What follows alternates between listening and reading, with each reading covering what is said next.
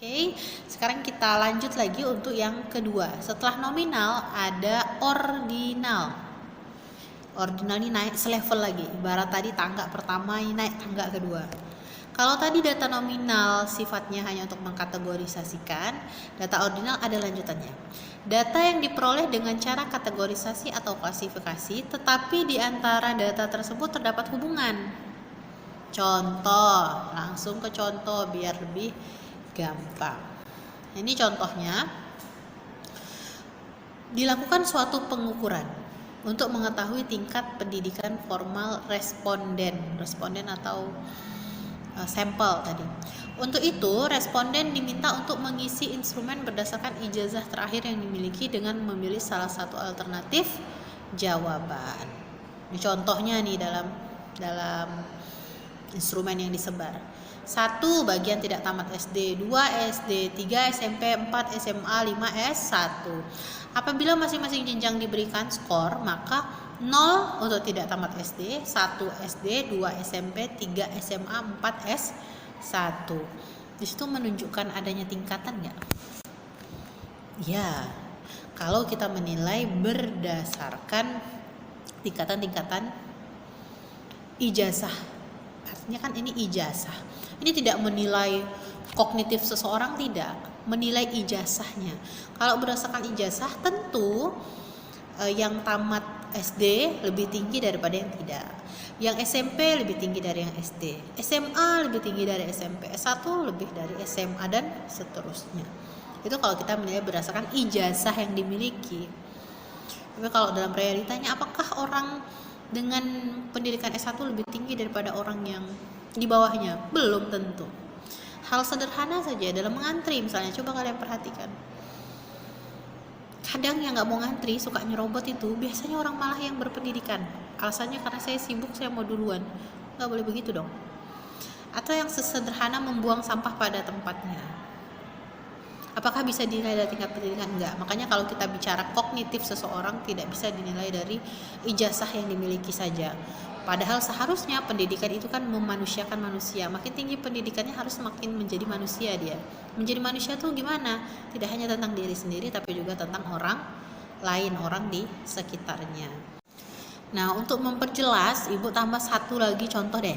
Nah, contohnya misalnya berdasarkan pendapatan harian seorang buruh, tukang becak di sini konteksnya. Rata-rata pendapatan yang diperoleh tukang becak dalam sehari dikelompokkan sebagai berikut. Ada yang kurang dari 15.000 per hari. Ada yang 15 sampai 24.999. Nah, tadi.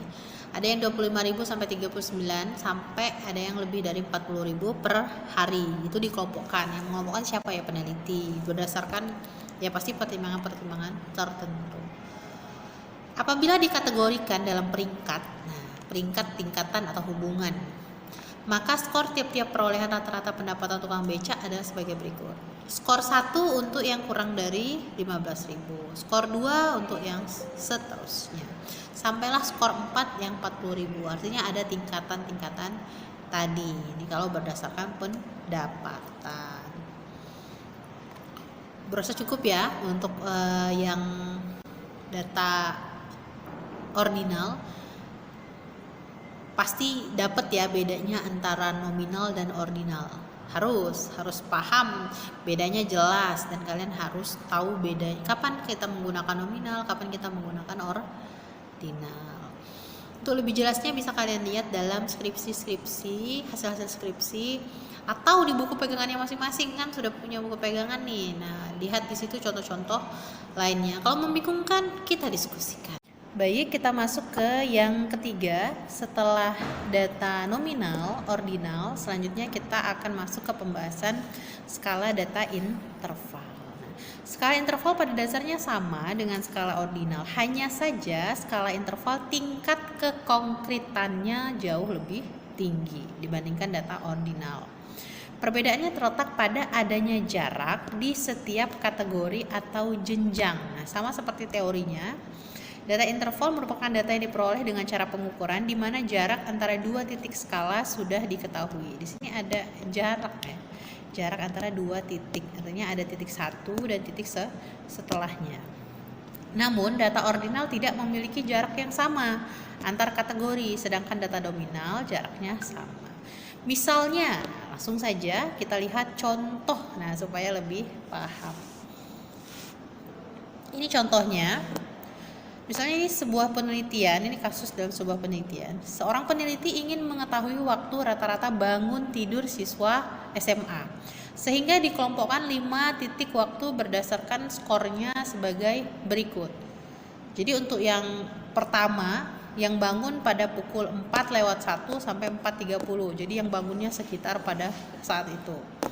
Ada juga yang bangun ketika pukul 4:31 sampai 5, jam 5:01 sampai 5:30, 5:31 sampai 6, dan 6:01 sampai 6:30. Lalu di setiap jarak tadi kita kasih skor.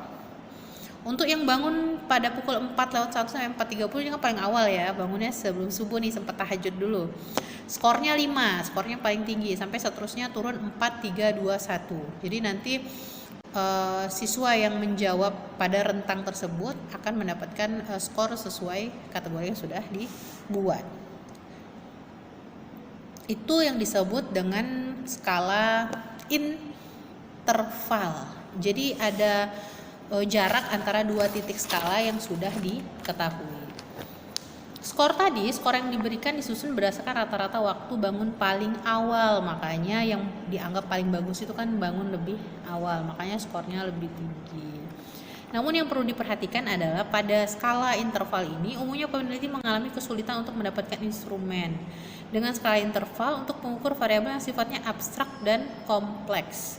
Secara empirik untuk mengukur sikap data persepsi seseorang yang diperoleh seringkali data bersifat ordinal karena jarak atau interval setiap kategori persepsi akan berbeda. Ya, jadi ini tergantung kebutuhan peneliti lagi, apakah dibutuhkan skala dengan kategori ordinal saja atau membutuhkan interval. Maka kembali ke kebutuhan masing-masing setiap penelitian. Itu skala interval. Bisa dipahami ya, ini jelas sekali perbedaannya dengan skala-skala sebelumnya. Next, sekarang kita masuk ke yang terakhir, yaitu pembahasan skala data rasio. Ibu bacakan dulu teorinya nih. Data yang diperoleh dengan cara pengukuran di mana jarak antara 2 titik skala sudah diketahui. Berarti sama nih tadi. Sama dengan skala interval. Lalu bedanya apa? Bedanya adalah data dengan skala rasio mempunyai titik nol absolut.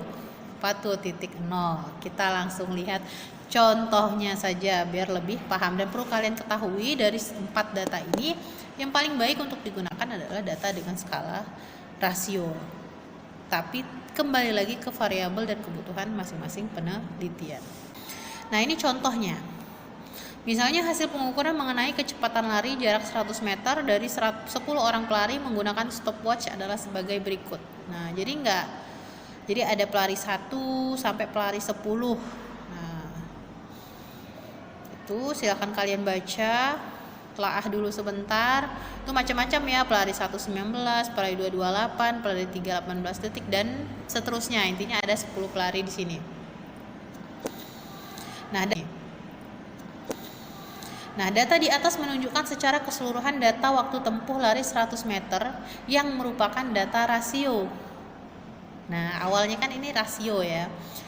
Waktu tempuh paling lama adalah 27 detik dan waktu tempuh paling cepat adalah 18 detik. Berarti rentangnya dari data penelitian tadi paling cepat 18, paling lama 27.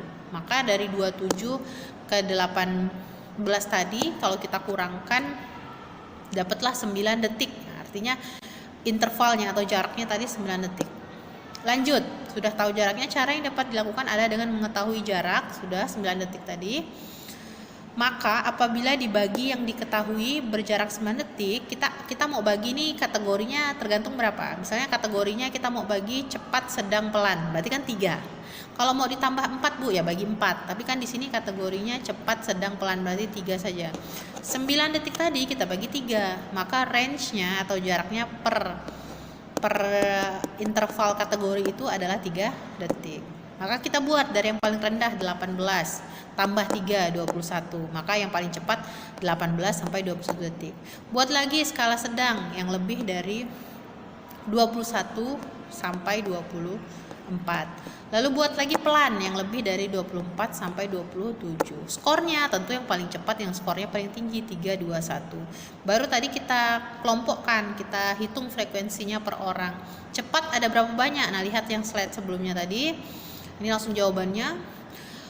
Untuk cepat ada 6 orang, untuk sedang ada 3 orang, untuk pelan ada 1 orang. Maka frekuensinya tinggal dihitung persentasenya. Di situ ada 60, 30 dan 100. Itu salah ya. 60, 30 dan 10. 60, 30 sama 10 kan jadi 100%. Paham? Nah, nanti kita akan coba, kalian harus bisa mengubah data dari skala ini menjadi ini. Bisa Bu, bisa, tergantung datanya lagi. 4 skala data tadi, nominal, ordinal, interval, dan rasio, ini akan berkelanjutan sampai pembahasan terakhir statistika inferensia. Itu kita akan selalu menggunakan 4 data ini. Makanya kalian harus paham betul, sekali lagi Bu tekankan, harus paham betul perbedaannya, supaya nggak kebolak-balik. Dan ketika Ibu sebutkan nanti, oh ini datanya, buatlah data nominal untuk variabel ini, buatlah data interval untuk variabel ini, kalian sudah punya bayangan. Atau dibuat kasus-kasus sebuah penelitian, ini cocok nggak ya datanya. Nah, untuk lebih lanjut akan ada penugasan, dan penugasan ini akan terkait dengan materi, dan kita akan langsung melibatkan skripsi atau hasil penelitian. Baik, itu saja untuk materi di pertemuan kedua. Semoga bermanfaat insya Allah, dan semoga menjadi barokah. Dan ini sekali lagi adalah dasar, pondasi awal. Pondasinya harus kokoh dulu kalau mau membangun bangunan yang kokoh. Kalau pondasinya roboh, nggak bener, aut-autan, asal-asalan, nggak paham, ya susah. Makanya sekali lagi kalian harus mengenal apa itu data apa yang bisa kita gunakan untuk pendekatan kuantitatif, supaya nanti ketika materi lanjutan setelah ini kalian tidak kebingungan lagi. Dan sekali lagi, pahami perbedaan setiap skala data, karena nanti kita akan muter-muter ke skala data tadi. Ibu cukupkan ya, sekian untuk materi pada hari ini, pada pertemuan kali ini. Wabillahi taufiq wal hidayah. Assalamualaikum warahmatullahi wabarakatuh.